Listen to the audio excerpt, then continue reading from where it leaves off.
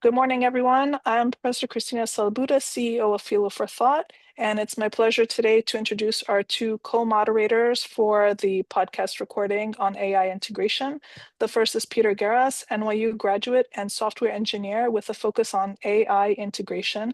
And the second is Ana Fiorentinos, LSE graduate with a Master of Science in Philosophy and Public Policy, specializing in AI governance and platform regulation. Peter and Anna, I'm passing the mic to you to introduce our speakers. Thank you so much. I would like to introduce Professor Luca Iandoli, Dean of Collins College of Professional Studies and Chair of AI Task Force at St. John's University. And our second speaker, George Panagiotakopoulos, Head of Global Expansion, Global Innovation, and Entrepreneurship, Ecosystem Development at UC Berkeley. Thank you both of you for joining us today. I would like to start with a question for both of you. To what degree are generative and predictive AI shaping the future of your industry, education, and business innovation, respectively? Luca, could you start first? Thank you, Peter. Yeah, sure.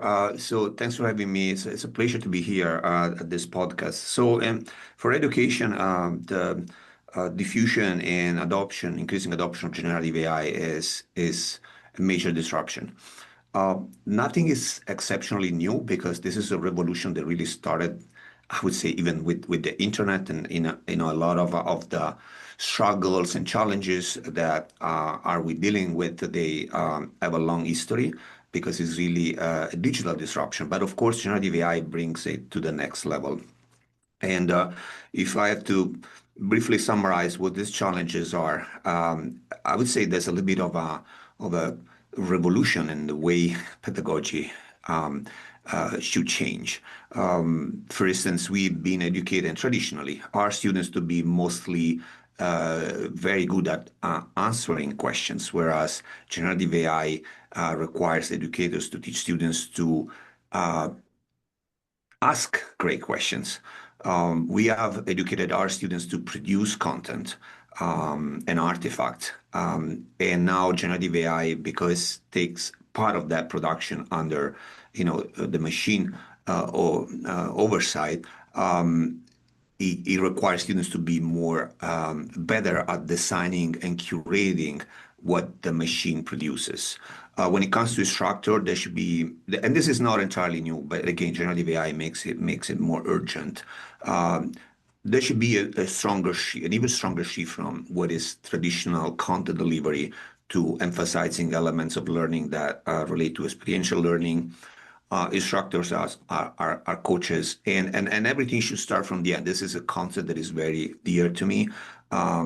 There's the concept of durable skills. So skills that are intrinsically humans and that machines can hardly replicate and probably will never be able to replicate, at least with this type of technology that we have right now. So we have to start from there and see what these skills are. And now we, reverse engineer our pedagogy and our teaching to make sure the students acquire those skills and get more employable in a modified AI disrupted workplace. Thank you so much. And George? Yeah. Well, first off, absolutely, totally agree with Luca. And as far as, it pertains to how it's shaping the future of business innovation, you know, generative and predictive AI, they're already reshaping business innovation at a foundational level. They're becoming part of the core infrastructure for how firms and academia, let's say, discover opportunities, design offerings, and run operations rather than just being nice to have tools. As far as the scale of the impact is concerned, it's predicted to be, let's just say, a lot, anywhere between 2.5 to 4.5 trillion. It's believed that about 78% of organizations, sorry, not believed, 78% of organizations have actually reported integrating or trying to integrate AI into their operations. That statistic is valid as of 2024, I believe. And the way it changes innovation is that it enables, well, all the things that we've been kind of experimenting with since it came out: rapid content development, code, design, and prototype creation. compressing cycles for marketing or product concepting or UX design, software development. Um, However, that said, I believe that for most companies, AI could be big, but it's not yet, and maybe it won't be. Mm. Um, if you think of like what Anduril does, Anduril has, you know, they believe the purpose of AI is to help you rethink what's possible, and they've integrated every AI and generative AI into their processes, into the way they identify opportunities, into the way they think about everything. They're using it to revolutionize, in their case, the defense industry, specifically testing, R&D, and supply chain logistics. Uh, Most companies are trying to use it now to save time in processing, invoices or something like that. So, uh, what are they going to do to try to change the industry or the game using AI or the playing field as opposed to, mildly uh, or incrementally um, uh, redesigning simple processes or simple tasks to make them easier. So it is revolutionizing the way we think about business and the opportunities. And the ones that will succeed are the ones that are going to use it to reshape the way they identify opportunities, execute on value, and deliver it, as opposed to, hey, I could save maybe another minute in, drafting this quick report or this invoice. It's a loaded question. Yeah. We could have a whole podcast session just on this topic alone. Yeah, I definitely agree. Again, to you, George, since AI seems to be here to stay, how can we mitigate negative byproducts such as presenting AI generated work as one's own work? Oof, okay. Again, these are these are 2 hour podcast the conversations, but I I know. love them. I love them. I love the questions. There are several things that we can do in theory. We could set explicit norms and policies, define what counts as acceptable versus not acceptable. Design work that's harder to fake. Uh, but ultimately, I think it comes down to building literacy and ethics around AI. And that's another whole chapter, the ethics of AI.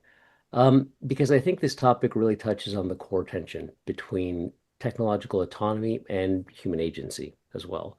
As AI systems become more autonomous, society faces the risk of important social decisions being delegated to algorithms that may not reflect the needs or values of the communities they affect. So, to address this, it's important to consider redefining the goals, values, and ethics of using AI tools. For example, we use a lot of benchmarks such as productivity increase, time saving, optimization for this, or increased efficiencies of that. But what if we evaluated AI's potential and value by how much it helped us preserve our dignity, our human agency, and use it as an amplifier for our thoughts as opposed to the creator of them? This indeed, I'll admit, may be a little altruistic and maybe even naive, but I think we need to look at it from a moral lens and start teaching, our kids and, the generations that follow about how and when to leverage it as a tool as opposed to turning it into a lifelong crutch. Mm. You teach kids not to steal, right? And Yeah. most of them don't. Hmm. That said, I think it goes back to education, um, and how it needs to be a big part of mitigating negative byproducts such as plagiarism that you kind of asked about initially. Hmm. And to you, Luca, the same question. I agree with George. It's so important that we expand AI literacy and ethical behavior when what that means when using generative AI.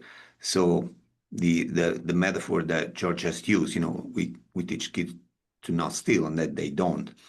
Um, it works perfectly. I would add that that's definitely 90% of the effort. But I would add that 10% of the effort should be also starting to work out specific policy aimed at clarifying how AI should be used, especially in certain contexts where people have the right to know whether that content or that decision has been made with or without AI. Unfortunately, there's no way that we can, at least especially with generative AI, it's very hard to have, uh, bulletproof that something has been generated with generative AI. The detection is a business, but it's not a reliable business. And in fact, in the educational context, we typically refrain from using these detectors because they have a lot of false positives, right? And if you want to make sure if a student has done something or not, or has done that something with the help of a tool, it's very hard to tell. I mean, the lack of reliability of these tools is still too high, and probably will never be there just because of how generative AI works. So I think at that point, if it's not the technology is not enough, the behavior might not be enough because you always have 99% of kids don't steal that you have always have that kid that steal, right?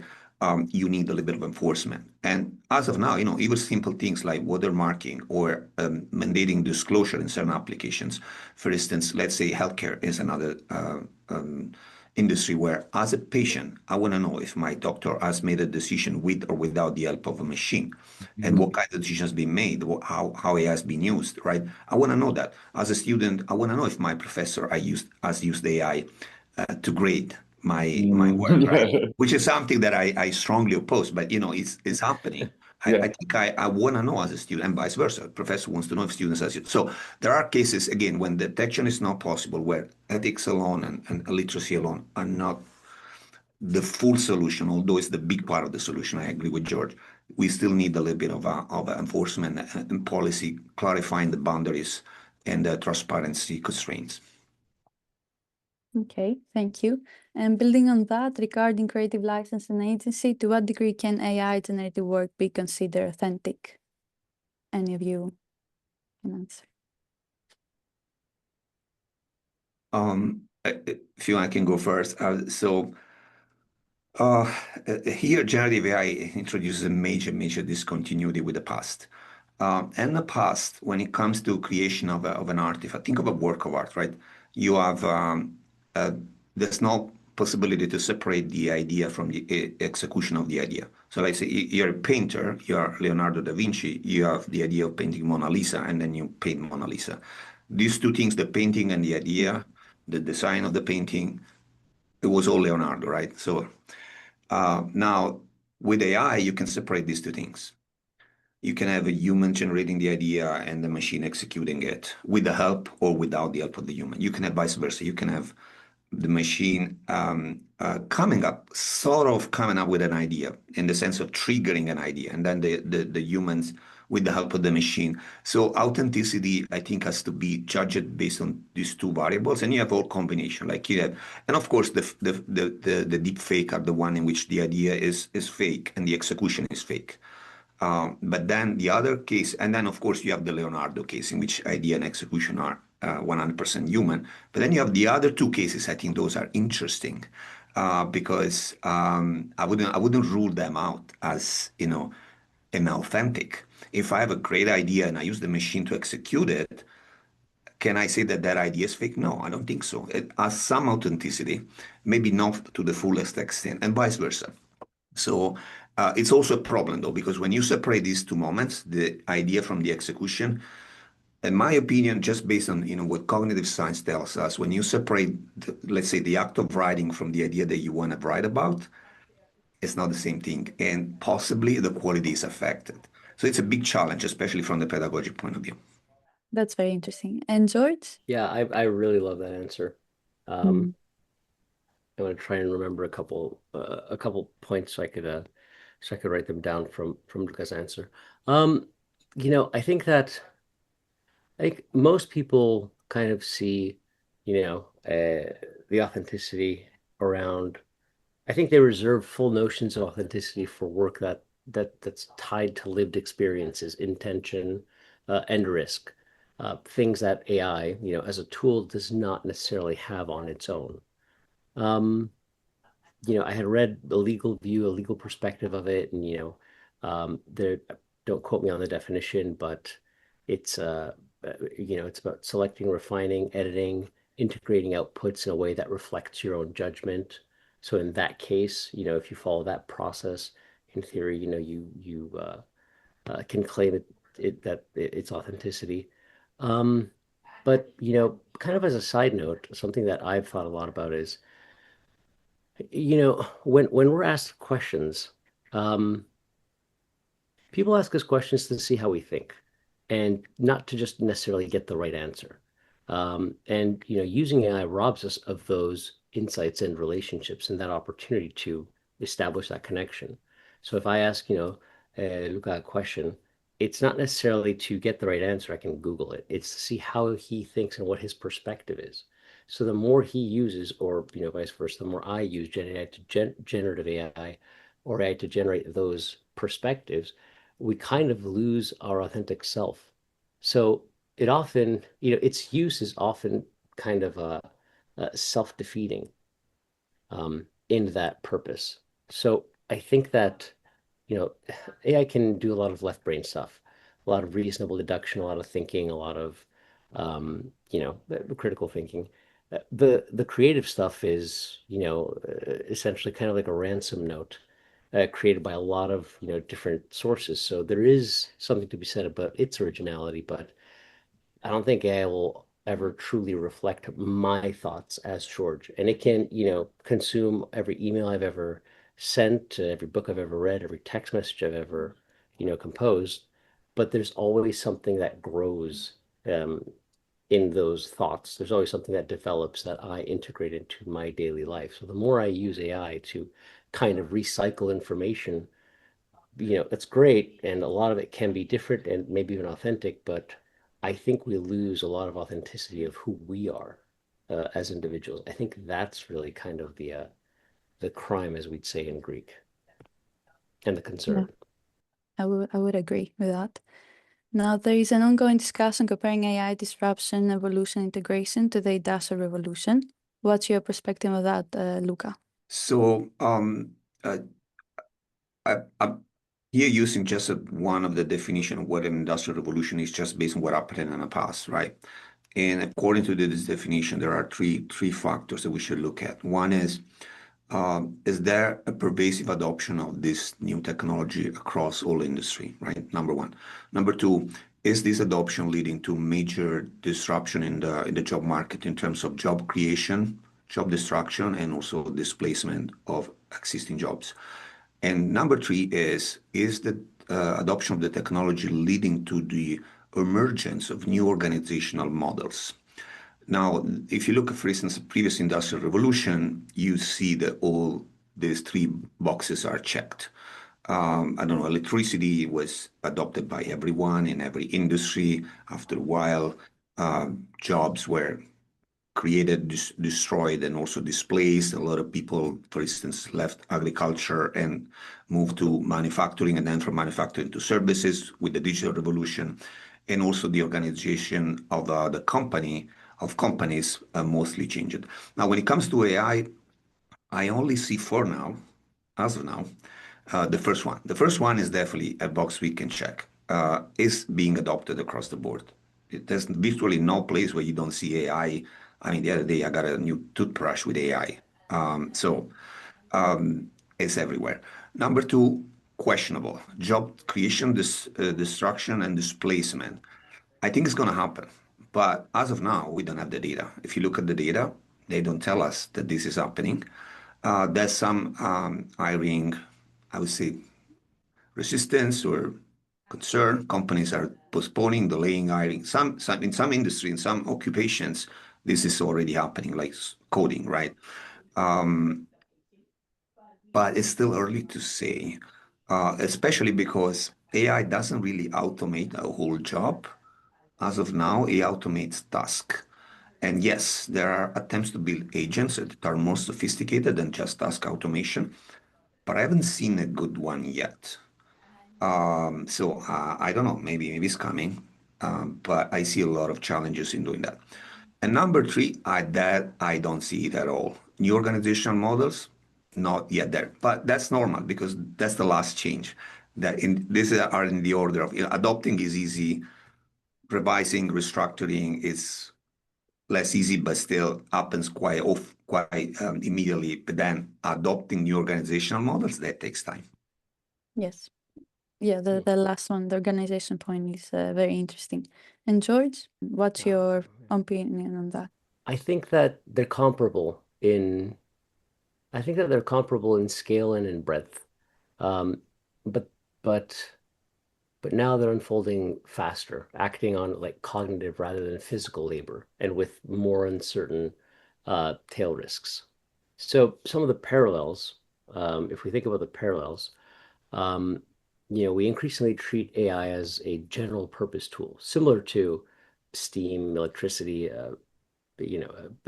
computing, because it can reshape productivity across, most industries and functions. And like the Industrial Revolution, it's expected to permanently raise productivity and growth and, even reconfigure labor markets. Um, some of the key differences, however, um, is also in what is being transformed, right? So the Industrial Revolution mechanized and amplified muscle power, transforming agriculture and manufacturing. AI mechanizes and amplifies intelligence work from software and design to law, finance, and administration. So this shift means that disruption spreads deep into services and knowledge work, sectors that were comparatively sheltered in, earlier industrial waves, um, which, raises new questions about identity, expertise, and, white collar employment, of course.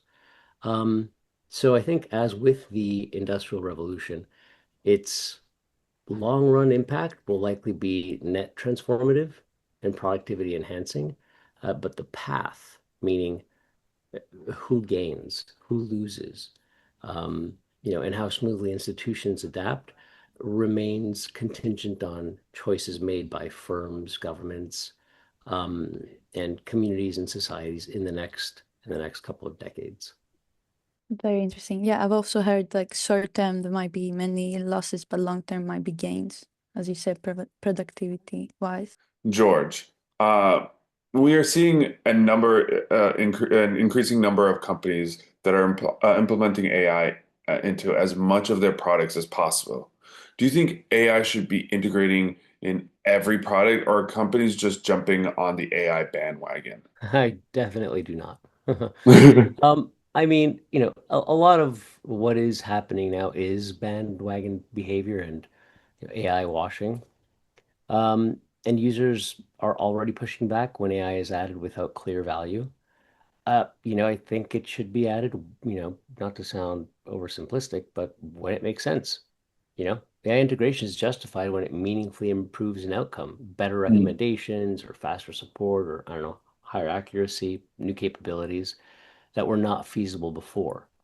Um, you know, uh, there's some evidence of AI bandwagon and fatigue. So there's obviously the AI hype bubble that a lot of people are talking about, and it's when a lot of companies basically bolt AI onto products with weak business cases just to appear innovative, which leads to failed launches and wasted investment, and honestly, a lot of lost credibility on the Mm. company side because consumers are willing to try things very quickly and see if there's value. But if you kind of waste their time and attention and patience, which I think are some of the most valuable and scarce resources today for people, they'll pick up on it. And you're going to lose the credibility that you once had as an organization, both internally from your employees and externally from your customers. Um, I read a report, and I don't remember where, or maybe it was an article, so take that for what it's worth, that showed that many people will not pay extra for Mm. generic AI features, and they, on, relevant products. And they often view, obviously AI generated brand content as impersonal, lazy, and untrustworthy. So it is already getting a bad reputation. People are noticing. A better framing, AI where it helps, AI where it makes sense, maybe, as you said, as I mentioned before. The emerging consensus in responsible AI circles is that organizations should treat it as, infrastructure, not decoration. Integrate it where it clearly enhances reliability, safety, or, adds or assists in human creativity, and avoid it where it adds risks, confusion, or there's no real gain. So, no, it doesn't have to be part of everything, everywhere, all the time, as I think a lot of organizations are trying to, to have it do. Um, yeah, I could keep going on that riff, but it's just, practically, uh, just, use it to add explicit value. And you can establish hypotheses and try to, validate or reject those hypotheses quickly. But as a bolt on to everything, and I see it with a lot of startups, that they'll come up with a product or a service or some sort of technology, and they'll say this has, AI powered, blockchain enabled, and with an element of crypto. And I'm like, you're selling cups. How does that all make sense? We don't need it. Um, and I think it's distracting. Um, at the at least it's distracting. So Do you think that eventually, like do you I was gonna follow up with a quick like do you think that companies or startups are thinking like we need investors and just putting AI in their marketing helps boost that potential of getting an investor? I'm sure they think that for sure. And I hope that, or I wish maybe that they'd realize that investors aren't stupid. AI, great. AI is supposed to, translate into scalability or, efficiencies or practicality. If, we see that it's just kind of like a side piece or decoration or garnish on what you're doing, we're going to think far less of you as a founder. Like, what are you trying to, like, who are you trying to trick now? Like this adds no value clearly. Mhm. And in many cases, there's no AI. It's a bunch of people doing the hacking in the background. You're a services company masquerading as a tech company. We see that as investors. So I know they do that. Um, and I wish it was, hey, how can we use AI to, if needed, enhance or catalyze, the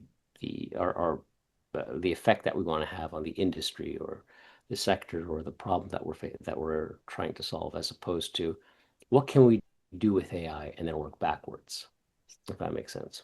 Yes, thank you. I'm wondering, do you think AI can democratize businesses and even the playing field between large and small corporations? I think it can partly democratize business by giving small firms access to capabilities that once required, enterprise level budgets. Mhm. But doesn't automatically even the playing field because, data, talent, distribution advantages Mm. still favor large corporations. But for small corporations, cloud, SaaS, AI tools now let SMEs use advanced analytics, and automation, Mhm. and generative models without in-house data science teams or large capex narrowing, which now narrows historical tech gaps. So absolutely. Um, it's not the playing field isn't fully, and I don't know that it ever will be evened, let's say. Large firms still control richer proprietary data, stronger brands, and deeper AI talent, and can invest in custom models and infrastructure that go way beyond um, what smaller companies or startups can do with off-the-shelf tools, let's say. Um, and effective AI, ultimately, the use of it depends largely on organizational readiness and change management and digital skills. And many small businesses lack that type of training and support. Um, but interestingly enough, they're the ones that can more quickly adapt to it. Um, so this can turn AI into another like source of inequality rather than a cure for it. Um, so, in the end, I think it should be best seen as a power multiplier, since it amplifies agility and customer intimacy. It can, not always, and speed in smaller firms, and scale up and scale optimization and experimentation capacity in larger ones at a high level. Hmm. We should have a podcast on each one of these. I am. I agree with that very much. So for my final question, and it's my favorite question to always ask, is AI a bubble? If so, what is the global impact and what makes it unique? Ah, the bubble. I remember the bubble. I was very young during the bubble, but I was still around for it. Um, I think many, dot-com winners of, the late 90s or whatever, collapsed because they scaled hype and infrastructure faster than real value creation. So Mm, the moment cheap capital dried up, their economics just stopped working. So, I think that today there's definitely bubble-like speculation that's on top of very real, durable technology shifts rather than just being a pure bubble with no underlying value. yeah, Um, Parts of it look like a bubble because I think, investment and market valuations have, run away from us. They're clearly insane. Um, and yeah. they're far ahead of, near-term revenues for many AI companies, which echoes patterns of past tech bubbles like dot-com and crypto. Um, and even, senior industry leaders, like I've read, countless articles that they describe the current trillion-dollar boom as having, elements of a bubble with too much capital just chasing similar infrastructure bets and thin business cases. Um, but on the other hand, things that are go against the bubble argument is that, unlike a lot of dot-com era firms, AI systems are already delivering measurable productivity and revenue gains in areas like coding that we mentioned before, and customer support and content generation.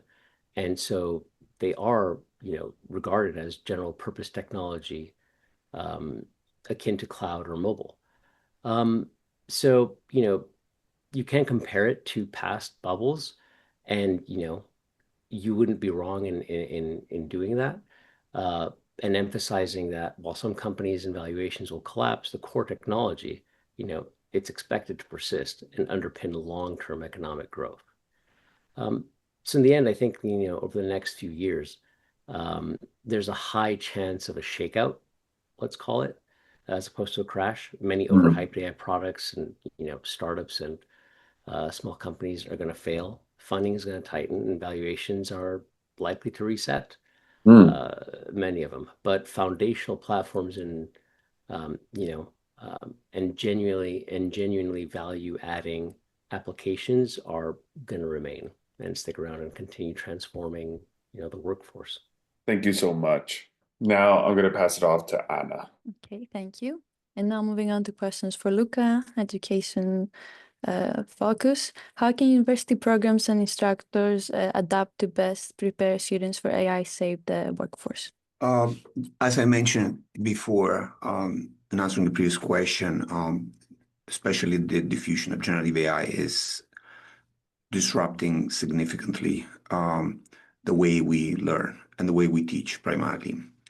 I, it's nobody really has a strong answer to this, but I think there are a couple of points I like to make.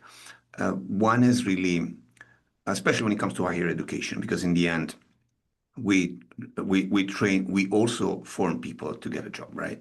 So we should start from the end, which is what are the skills, how the skills are changing, what are the skills that are not going to be there anymore because machines will take over, which are the ones that are likely to be taken over, and how we uh, emphasize and restructure those skills in our curricula, right?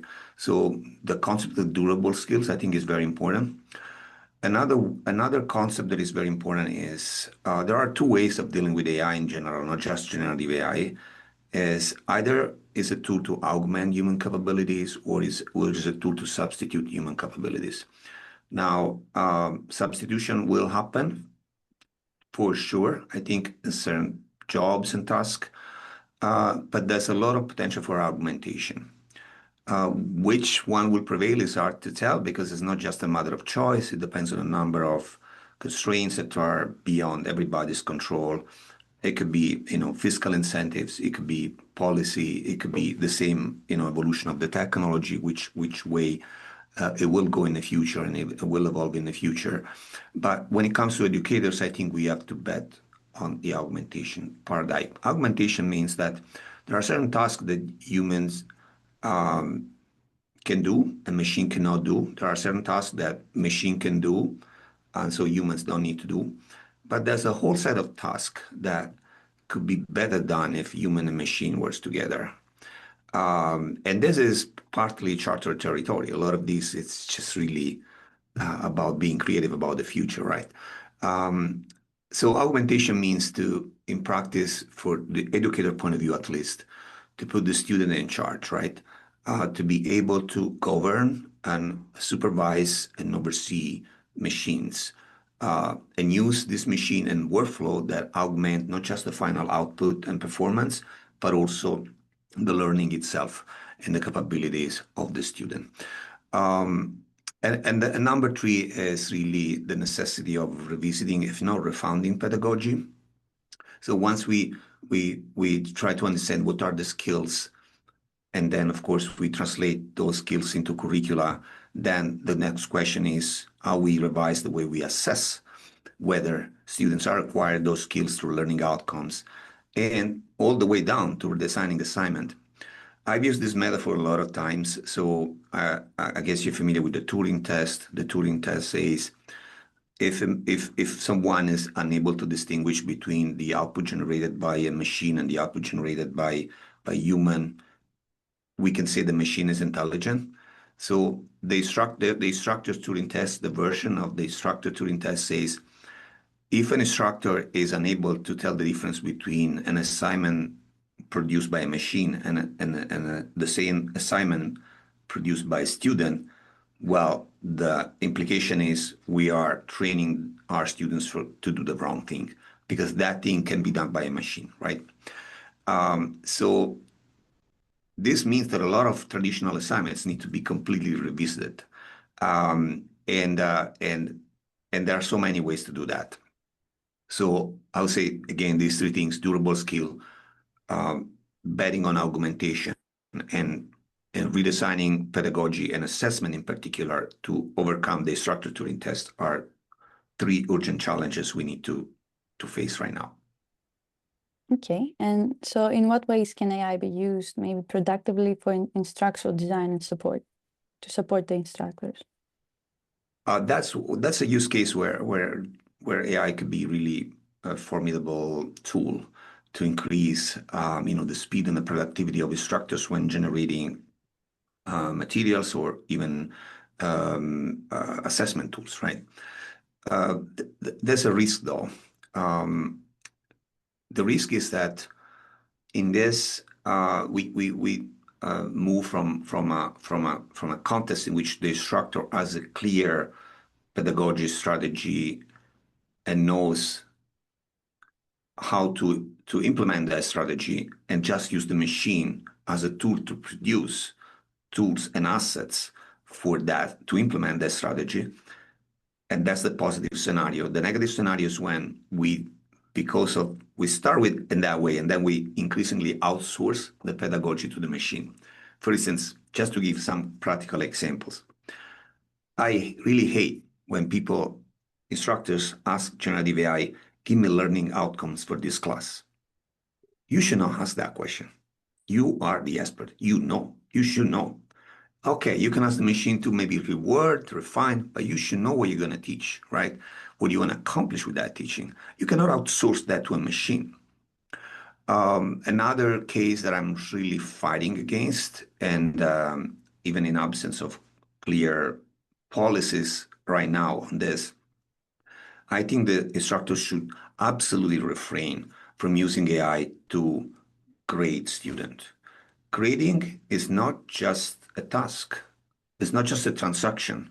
Grading is a way for instructors to get in touch with student work, to understand their work, and through that work to engage with the student themselves. The ultimate objective is not the grade, it's the feedback, is to help students to improve, right? To learn better, to understand better, to develop their skills. If we outsource that part like it is a mechanical task, and I know unfortunately it is already, even without generative AI for many people, generative AI can only brings this to the next level. That's horrible. That should be Actually, I would be very hard on this. I would explicitly forbid that practice. As a former student, I would agree. So, for last question from your perspective, how does AI impact education in terms of the development of student transferable skills like systemic learning and critical thinking? If you could expand on that a little bit more. Yeah, absolutely. I mentioned this concept of durable skills many times, but without really describing what these durable skills are or might be. And again, there's always a question mark because things are evolving so fast. But I would say that there are at least two moments in which human skills are so crucial. And think of a workflow in which a student has to do something, solving a problem, executing a task, whatever it is, right? Performing an assignment. You have always an upstream and a downstream moment. So let's say that we inject AI in the process and we allow students to use AI, which I think we should do, right? But then what's the value, right? Value is distributed, but when it comes to human value, I see it predominantly concentrated at the beginning and at the end of the process. The beginning is really about generating ideas, articulating ideas. We should not forget that the quality of the output, when it comes to using generative AI, for instance, is critically depending on the way we frame the problem, on the way we articulate the problem, and ultimately in the way we instruct the machine to do something. We call it prompting. You can call it in different ways. But it's critically depending on that. So we need to have our students who are very well versed in what I call upstream creativity, which is all this human generation of ideas, point of view. And George alluded to that when we were talking about authenticity. I really like his point when he said, authenticity is not just about the output, it's about the person. And that's the moment in which the authenticity of the person is clearly at work, if it is. If it's not, mediocrity is the outcome, right? And then the other crucial moment is at the end of the process. So you instruct the machine does something for you, and then what do you do with that, right? That is the moment in which human value again emerges predominantly, and it manifests in many different ways. Primarily is about understanding whether this solution is appropriate, makes a good fit. A good fit with what? It could be a good fit with the users. Does this solution really address people needs? That's called it understanding your customer. That's called it empathy at the deeper level. Does this solution fit the cultural context in which it's going to be used? That's cultural intelligence. You need to understand culture, right? And then sometimes the solution requires additional development through collaboration and team working. That's something that machines cannot really do, right? How you orchestrate team of humans, perhaps with some help from machines to achieve what you need to achieve. And for that, you need leadership, for instance. You need team working. You need also entrepreneurship. And last but not least, probably even the most important one, is ethical assessment. Is this thing ethical? Is this thing appropriate from the value point of view? Is this the right thing to do? That all of these things, if you think about, so upstream, whether it's creativity, generation of ideas, or downstream, empathy, cultural intelligence, collaboration, team working, ethics, they cannot be outsourced to machine. These are the durable skills. Machines can provide a simulation of those things, but that simulation will be completely not authentic because it will not reflect a human being unique point of view. It would be ineffective too, because in the end, generative AI primarily remix existing knowledge. So you cannot really generate something that is truly new, or breakthrough, or for instance, sometimes the quality of the solution really depends on how you frame the problem. Different point of view, different framing might speed up the solution of the problem in incredible ways. Machines cannot really do that. If they do that, it's because that frame is already there. Someone has created and they just reuse it, right? But if we need a new frame, a new model, a new way of looking at reality, that's not going to be there. Thank you very much. Thanks again, both of you, for sharing your insights. Before we wrap up, are there any final thoughts you'd like to share?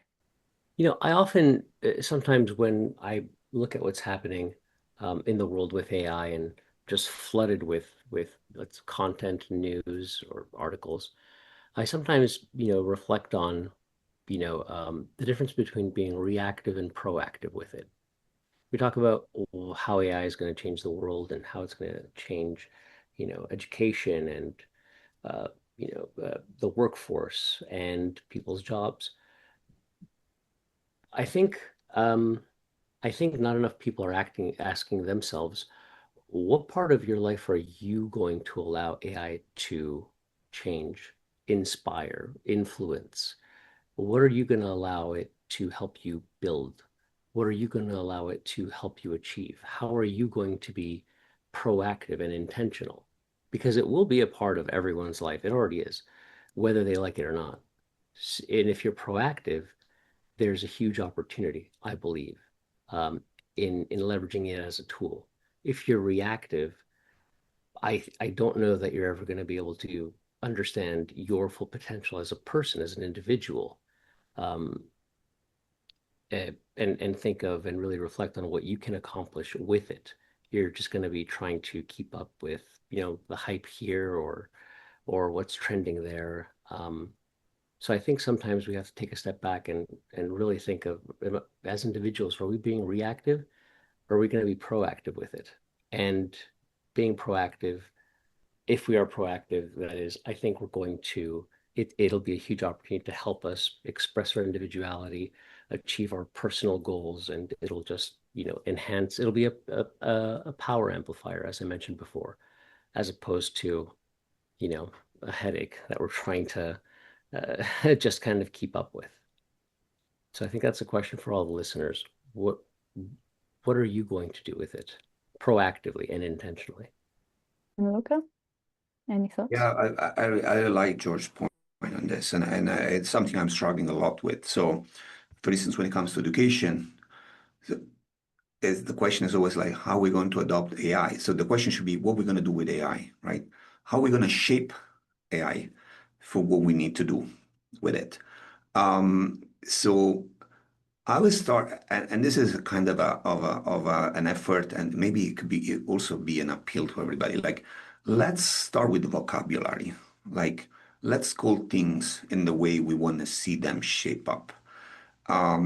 For me, for instance, the same name, and it's not just my opinion. It's a lot of people think that, and it's actually true. There's really no intelligence in these tools, at least not in the sense of the human intelligence.